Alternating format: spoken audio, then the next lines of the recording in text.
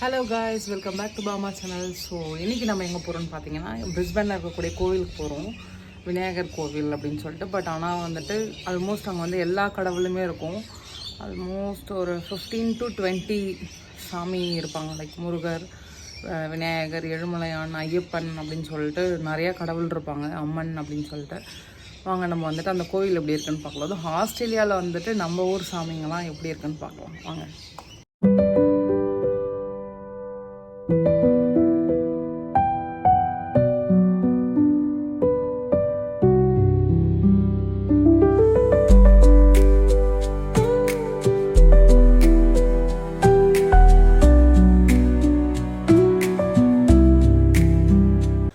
So finally after ஒரு 1 hour ட்ராவலுக்கு அப்புறம் வந்துட்டு கோவிலுக்கு வந்து ரீச் ஆயாச்சு. ஸோ இதான் அந்த கோவிலோட ஃப்ரண்ட் கோபுரம்.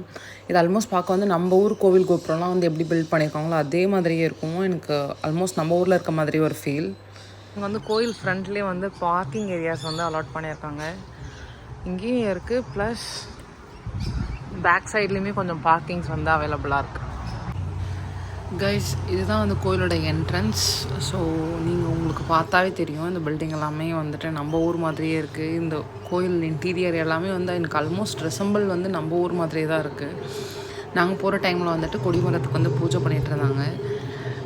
ப்ளஸ் வந்து இங்கே மேலெலாம் வாசிக்கிறாங்க. எனக்கு அது பார்க்கவே ரொம்ப ஆச்சரியமாக இருந்துச்சு.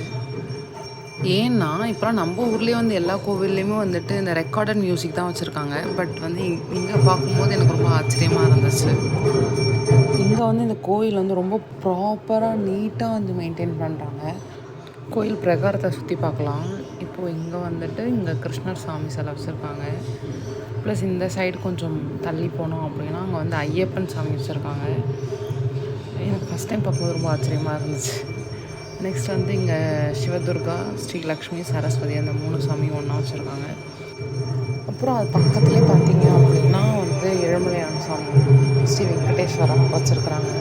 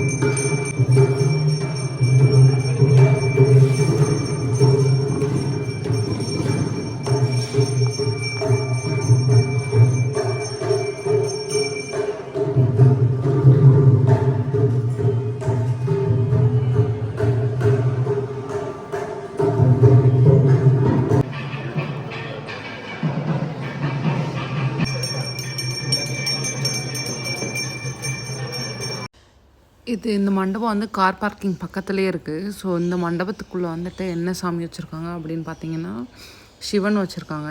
சிவன், அதுக்கு பின்னாடி வந்து ஒரு லிங்கம் வச்சுருக்காங்க. ஸோ லிங்கம்க்கு டுவர்ட்ஸ் ஃப்ரண்ட்டில் வந்துட்டு அவரை ஃபேஸ் பண்ணுற மாதிரி நம்ம ஊரில் நந்தி வச்சுருப்பாங்களோ அதே மாதிரி இங்கேயும் வந்துட்டு நந்தி வச்சுருக்காங்க. தென் வந்துட்டு இது பக்கத்தில் பார்த்தீங்க அப்படின்னா வந்துட்டு 2 சின்ன சின்ன விநாயகர் சாமி வந்து வச்சுருக்காங்க. ஸோ இந்த இதுவில் வந்துட்டு ஒரு விநாயகரும், தென் வந்துட்டு இந்த இதுலேயுமே வந்து ஒரு குட்டி விநாயகர் வச்சுருக்காங்க. இதுதான் கைஸ் வந்து ஆஸ்திரேலியாவோட தேர்.